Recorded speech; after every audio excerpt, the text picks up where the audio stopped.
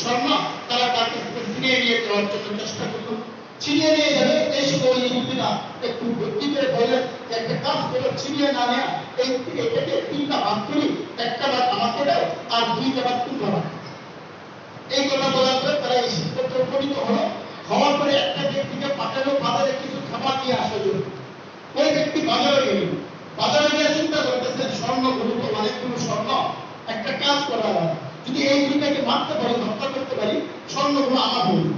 আর তারা দুজন চিন্তা করতেছে ওই ব্যক্তি তো একলা, যদি সে চলে আসে বাজার থেকে আসার পরে তাকে যদি আমরা হত্যা করি তাহলে কি হবে, তাহলে স্বর্ণগুলো আমরা দুই ভাগ করে তিন ভাগ হবে, বেশি করে পাবো। আবার ওই ব্যক্তি বাজারে যে ব্যক্তি গেছে ওই ব্যক্তি খাবারের মধ্যে বিষ বিষয় নিয়ে আসছে, বিষ খাবার তাদেরকে মেরে ফেলবে, বিষ খাবার তাদেরকে মেরে ফেলবে। বাজার থেকে দুটো খাবার নিয়ে আসছে, খাবার রাখার সাথে সাথে সে তো চিন্তা করছে খাবার খাবে আর ভালো লাগবে তখন আমি সঙ্গে নিয়ে দেবো। আর ওই ব্যক্তি আসার সাথে সাথে তারা প্রস্তুত হয়ে গেছে, ওই বাজার থেকে যে ব্যক্তি আসছে তাকে হত্যা করে দিয়েছে। হত্যা করে তারা নির্বিচার বা নির্বিচার হয়ে গেছে, তাদের কাছে কোনো চিন্তা নাই, কারণ ওই ব্যক্তি মারা গেছে।